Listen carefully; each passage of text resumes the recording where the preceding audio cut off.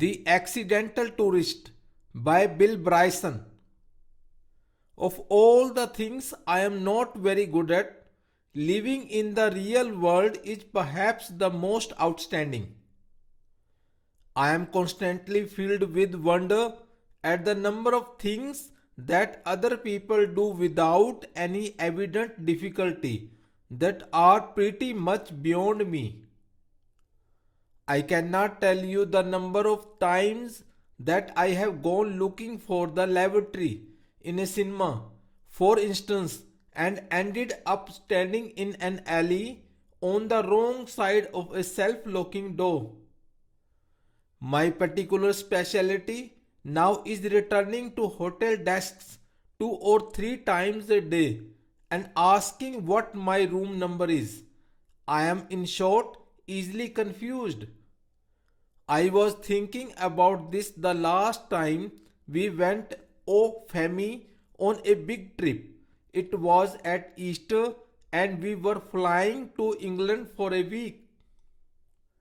When we arrived at Logan Airport in Boston and were checking in, I suddenly remembered that I had recently joined British Airways frequent flyer program.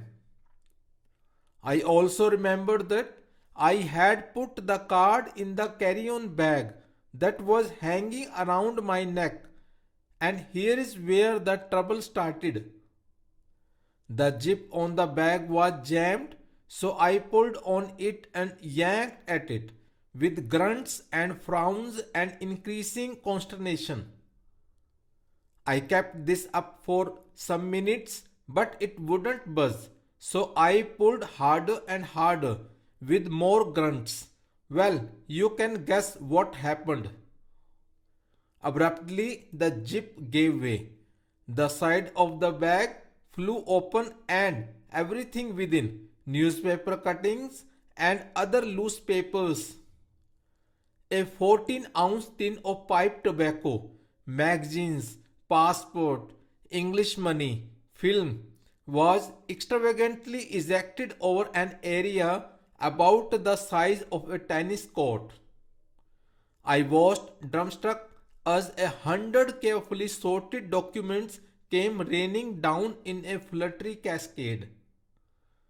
Coins bounced to a variety of noisy oblivions, and the now lidless tin of tobacco rolled crazily across the concourse, disgorging its contents as it went.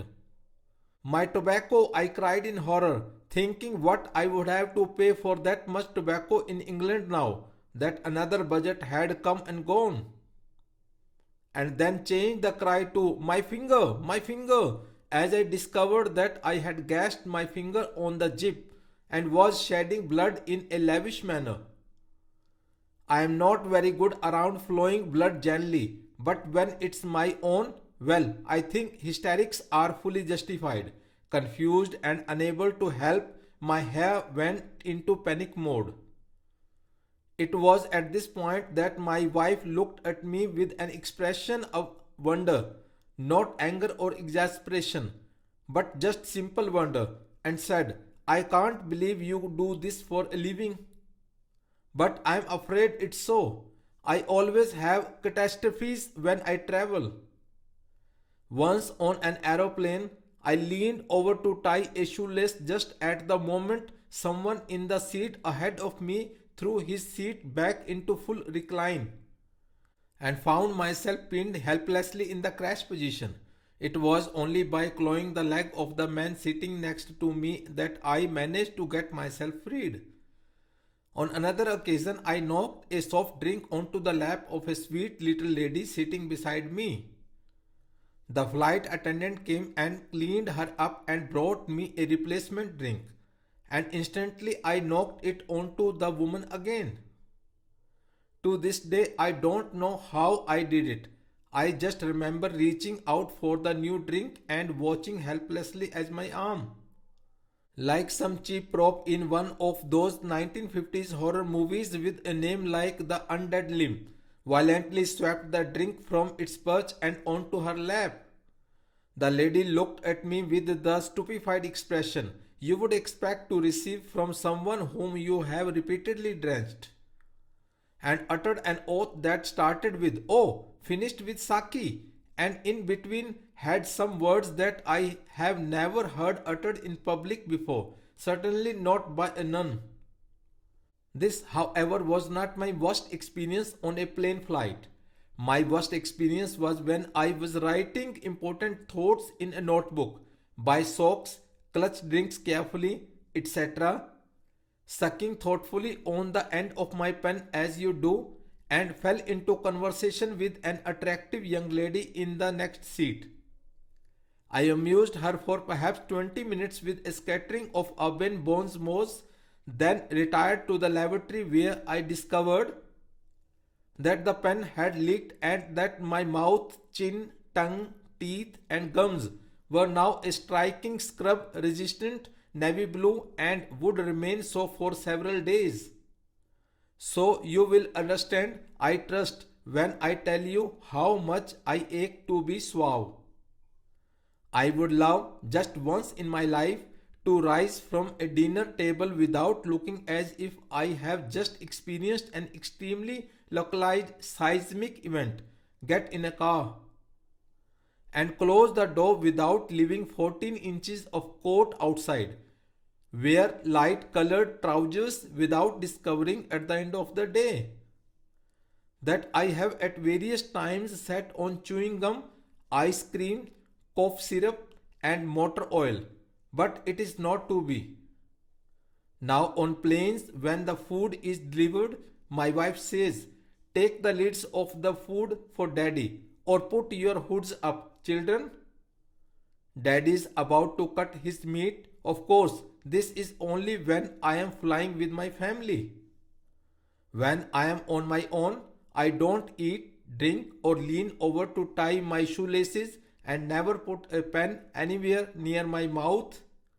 I just sit very, very quietly, sometimes on my hands to keep them from flying out unexpectedly and causing liquid mischief. It's not much fun, but it does at least cut down on the laundry bills. I never did get my frequent flyer miles. By the way, I never do. I couldn't find the card in time. This has become a real frustration for me.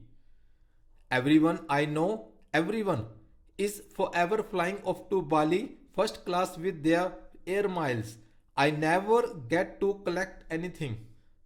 I must fly 100,000 miles a year, yet I have accumulated only about 212 air miles divided between 23 airlines. This is because either I forget to ask for the air miles when I check in or I remember to ask for them.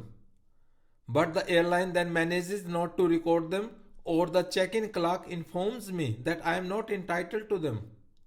In January, on a flight to Australia, a flight for which I was going to get about a jillion air miles, the clerk shook her head when I presented my card and told me I was not entitled to any.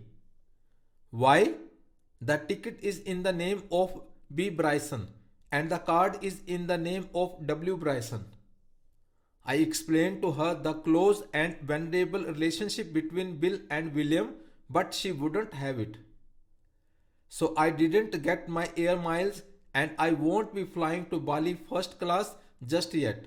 Perhaps just as well, really, I could never go that long without eating. Thank you.